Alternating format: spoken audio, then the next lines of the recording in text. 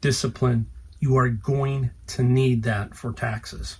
If you're going to grow your eBay, Amazon business, you better have financial discipline. And that means that you better be able to pay your taxes at the end.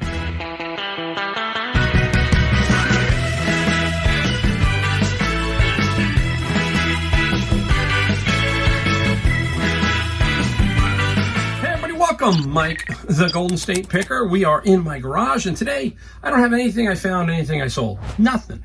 Why? Because I think this video is going to be out 2 days before tax time. This is April 13th, and April 15th is the tax man. So I thought I'd talk about the first quarter of the 2024 year, talk a little bit about Amazon and eBay, what I'm thinking, what's going on, and we'll talk about taxes in the last part of the video. So we'll just sit there and talk about what's going on in the first quarter. We'll show you my numbers. Everybody likes that, but I'm not going to break it down like I normally do. I'll do that at the end of the year. This one I'm going to give you gross and net, and then we can all just kind of guess as to what's going on. If you've been around long enough, you kind of understand what I'm talking about. So we want to talk about all that stuff, and we want to talk about what's going on Amazon, what's going on at eBay, all that kind of stuff in the reselling world. Just kind of straighten out some things and give you my thinking. That's what this channel, this channel really to be about, is helping people to understand what a one-man show is like. And what I mean by one man, I do the listing, I do the sourcing, I do the shipping, I do everything. My wife helps me a little bit here and there, but it's just the way I am. I work this way. Do I put a lot of hours in? You bet I do. I put in a lot of hours. I'm not going to trick you. I'm not going to fool you. I'm a worker. I've always been that way. That's how I work. I'm just built differently. Everybody is built a little bit differently, mentally, physically, you name it. And I'm just telling you that's the way I am. Now, I have wound down a little bit, and I'm surprised that my numbers are still steady and growing. That amazes me. Basically, what I'm saying is I take about 2 months, this year maybe 3 months off to travel back to my house in North Carolina and do some other things. So I think this year is going to encroach upon about 3 months. Last year was 2 months out of the year I was gone. And when I mean gone, I'm not sourcing, I'm not shipping, I'm not really listing unless I have a few things while I'm on vacation that I have in my computer and I might enter. But in general, I work basically this year is going to be probably 9 to 10 months out of the year physically doing this. Okay, so if you're new, there's a general synopsis. Now, where am I from? San Jose, California. That's where this is based. Silicon Valley, very wealthy area, find a lot of cool stuff. So we got to keep that in mind.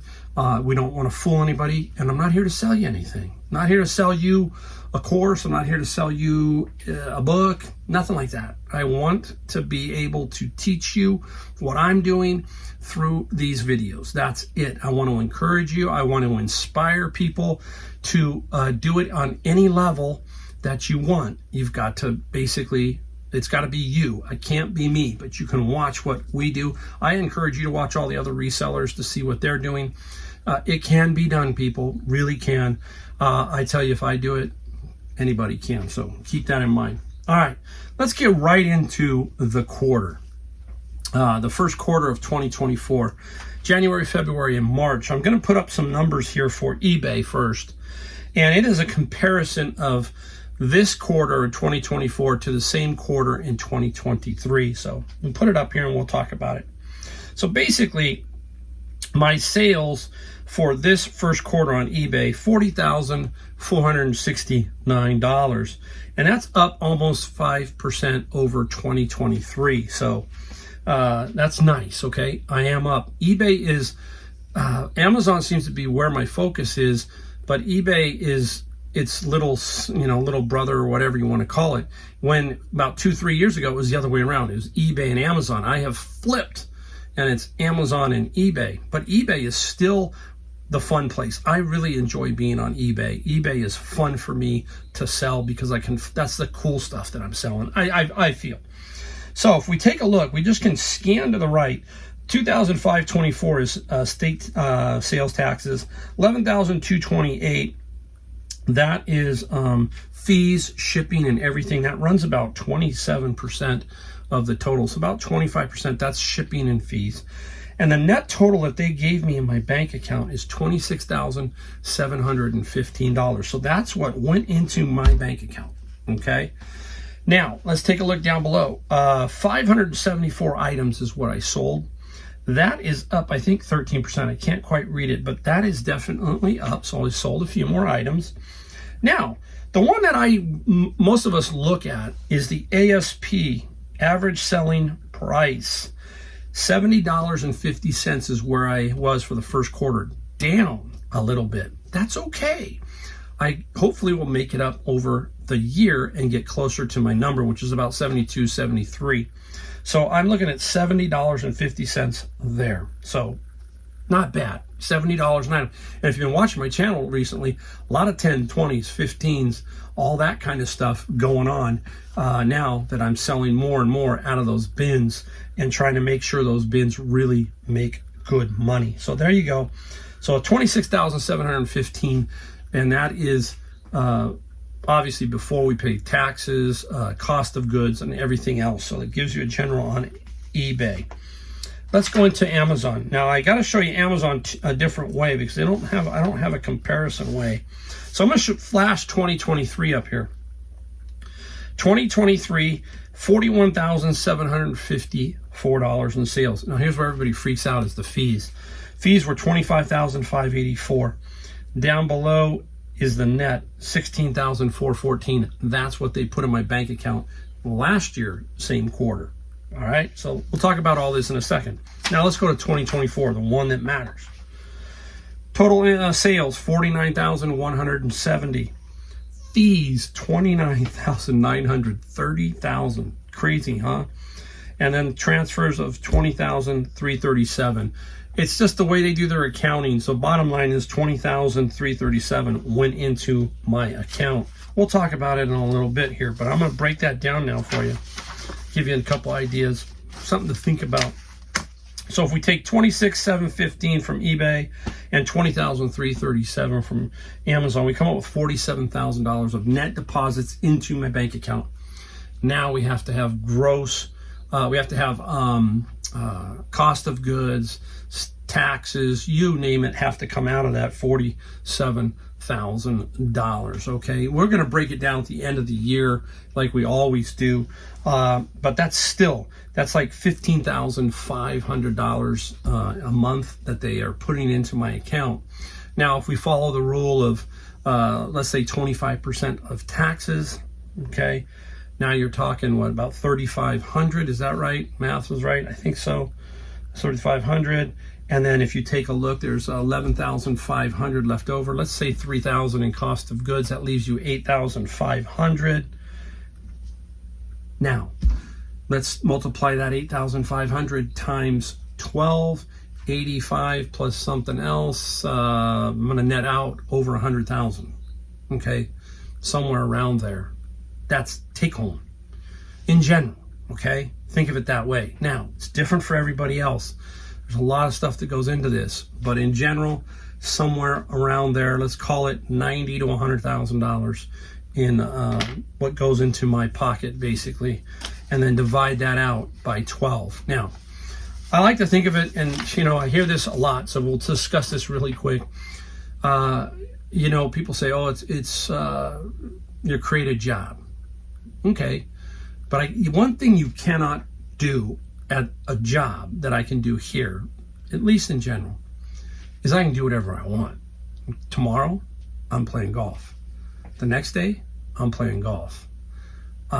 It's coming into golf season, and I like to play golf. And then in about another month, I'm leaving for North Carolina.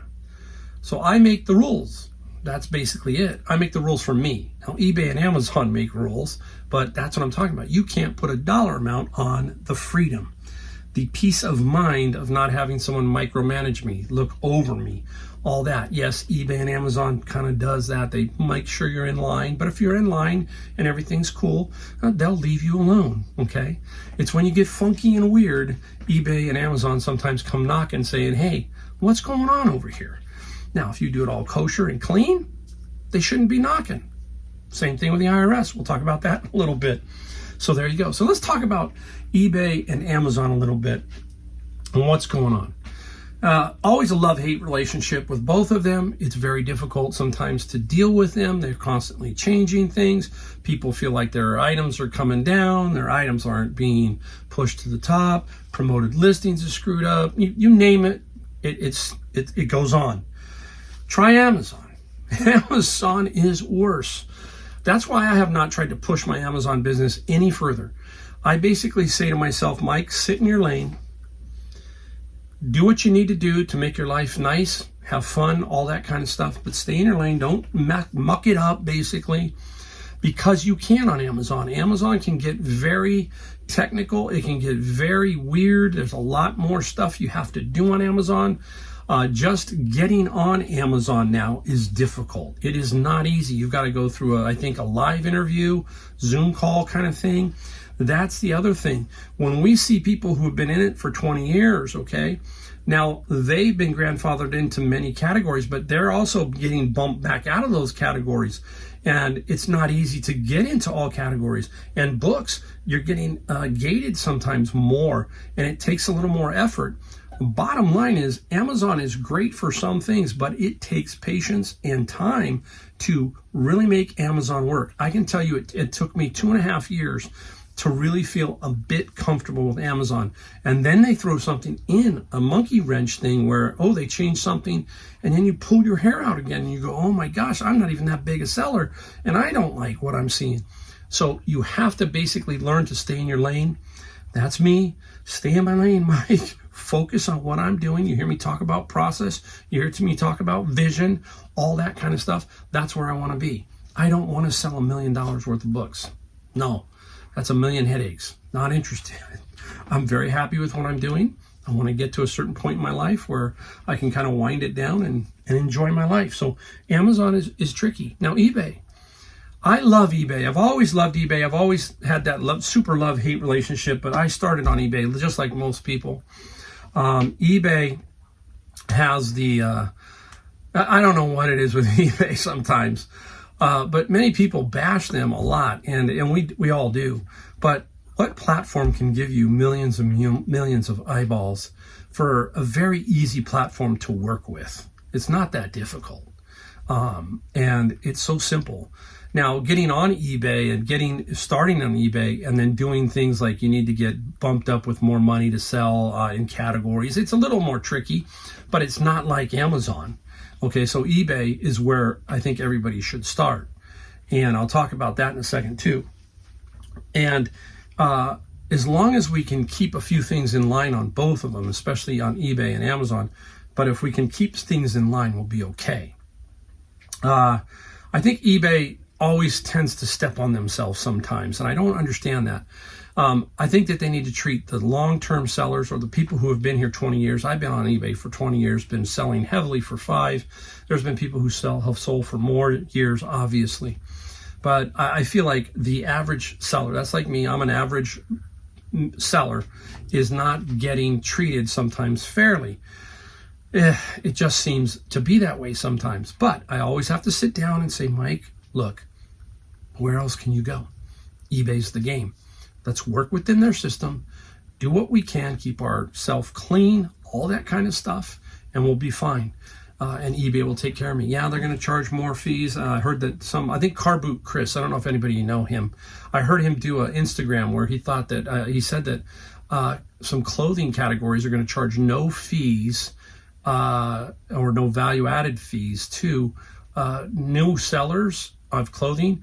If you know anything about that, let me know. I haven't looked at the new eBay 2024 update.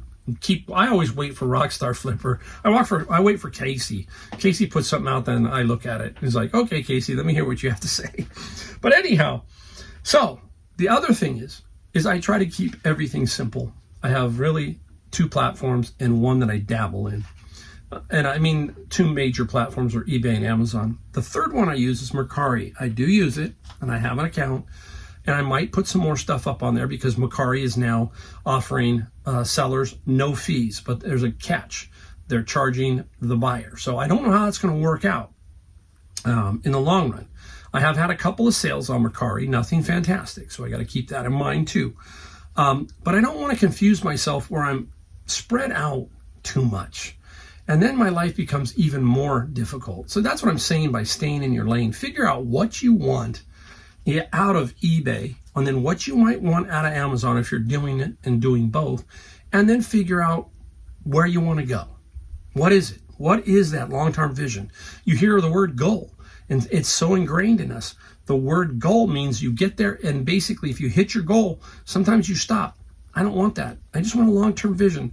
And I think that's really helped me out in my sales, especially every year. I keep thinking, okay, I'm going to slow down a little bit. And I'm like, man, I'm up 5% here, and I'm up 13, 15% here. And it's kind of crazy, right, when you think about it. So I'm up 5% on eBay, 16% on Amazon, and I feel like I'm not doing nearly as much. So that's kind of my play.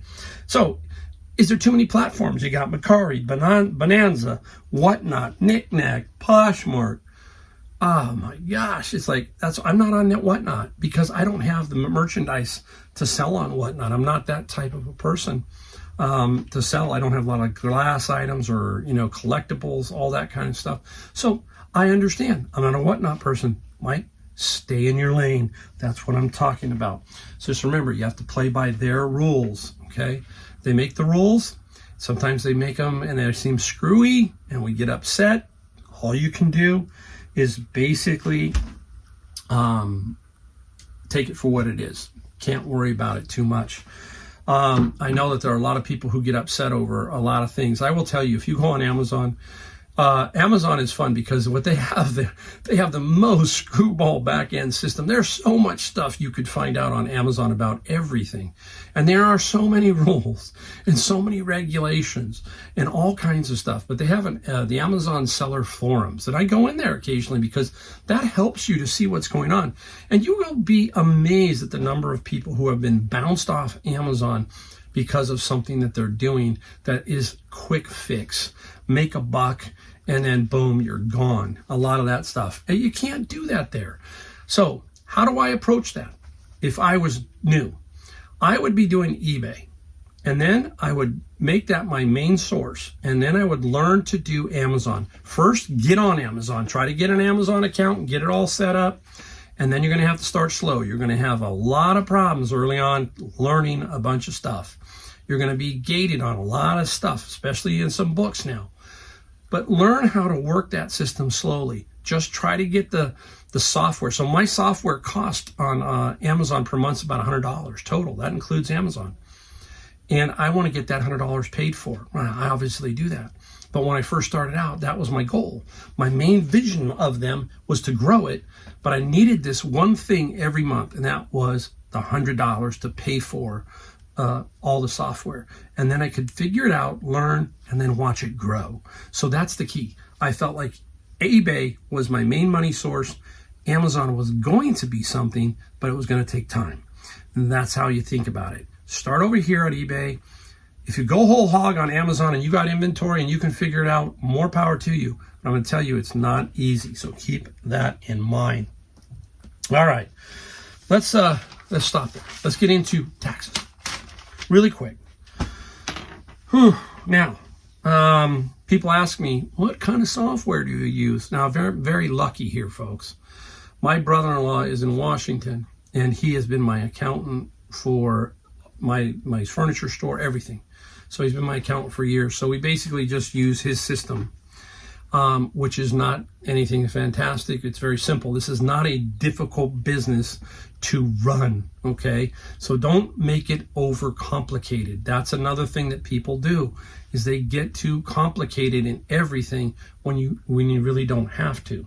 Now, I will tell you that there's a piece of software out there that almost every reseller swears by. I'm not going to, I'll tell you, it's down below in the description. If you click it, it's My Reseller Genie. All right, it's made by resellers, and it integrates with, I think, Poshmark now and a bunch of others, and especially eBay, and it'll help you, okay?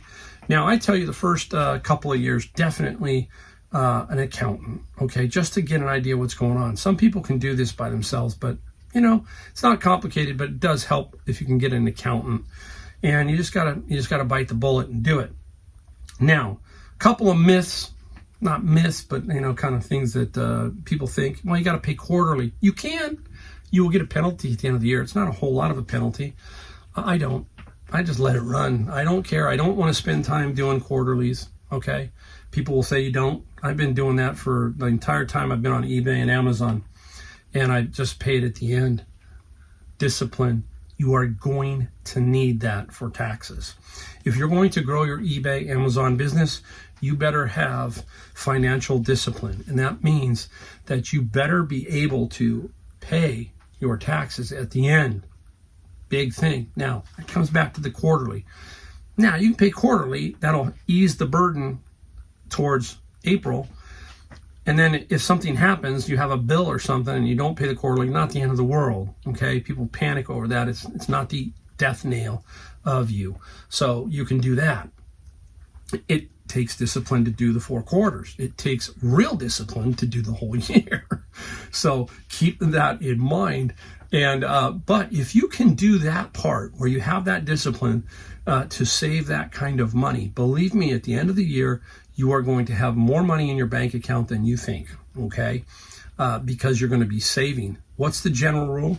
The general rule would be 25%. You've heard that? That's fair. Super fair. Some people it's going to be higher, okay? 30%. But think of it like this. Let's say you save 50%, okay, at the end of the year, and then you owe 25. Then 15% is left over. Nice. It's in your bank account, right? And it grows. So keep that in mind. So, you know, those things definitely help you. Now, people are going to ask me, Mike, what do you do on certain things like this garage? Do I write this garage off? Whoa. No. I don't take the home office deduction. I do not. It would work out to me. We've done the numbers on it. Save me maybe $700. But I'm not positive on how it works, but there can be a caveat if washer and dryers in here, and technically, okay, I'm talking about technicalities within the IRS. I'm not an accountant. You're going to have to check with your accountant, make sure. But I do not, okay? Now, what about my home in North Carolina? Some people said, can't you write your whole home off in North Carolina? It doesn't work that way. It doesn't work that way. But I can write off the frog room that I'm building, all the materials, all the labor, everything that's going to go into that room. I can write that stuff off because that's going to be my eBay and Amazon office area when I'm there. So all that stuff gets written off. You can go out and buy a car or a truck. Many people do that, and many people fail because of that kind of stuff. I'm one of those people that drives old school stuff. I'm not interested in an $80,000 truck. Okay, one car I would like, I've always liked, there's 2, Pontiac GTO, and the other one, people are going to go, really? Is a Lotus Esprit, fly yellow or racing green. I think 1998 was a year that I really liked. I don't know why, that's in my head, but those would be the 2 cars that I would want. Convertible Pontiac GTO. That might come true someday, that one. I just don't know. I just don't have any room for it here. So again, you get in trouble once you become a business person, and sometimes you just take it to the limit, and then you're writing off too much stuff. Like you can write off, if I decide to do a vacation where I'm going to do business and I'm going to resell, go to a reselling conference, you can write that off. There are certain things, but always ask your accountant for that kind of stuff. So be careful. I always say, just do it straight up. Don't let the government get in your business. It's really dangerous, okay? I will tell you, in all the years that I did my furniture store, I never got audited. I never had a problem. Why? Report everything. It makes it just that simple. So keep that in mind when you're doing your taxes. It's basically one thing. It is a discipline. That's what it is when it comes to taxes and how you operate your business. It takes discipline to say, I don't need this. I always used to have my employees in my furniture store say, Mike, when are you going to go get a new truck? I said, why? Well, you can write it off. Well, I still have to pay for it. I still have to, if it's $40,000, maybe I'm going to save $4,000, but I still got to take out of pocket. So if I don't need it, and I'm happy with what I got, that's the way I am. And that's what I would tell them. I would be straight up and explain to them, say, hey, look, this is not a game. This is not like I'm super uber wealthy. So keep that in mind, Sometimes you've got to get an item. You got to get a new computer. You got to fix your car. those kind of things. Like my car, I had to fix it this week. Sucks. That's why I don't like April. All right. Hopefully that will give you some general idea of thinking about everything that I'm doing. And I hope you liked the video. If so, we ask you hit the like, the subscribe, and the bell notification. All that does is help us push the video up. We're trying to hit as many people as we can. You know, someday I hope to find out that X number of people helped, I helped. You know, basically that's it. That's all it is. You know, I encourage all the time. Locally, I try to encourage my people. Try to let them know, hey, you've got this, okay? If I can do it, you do. So keep that in mind. Thanks again. And don't forget, 2 videos a week is all I put out. So look for them. I'll see you in my next one.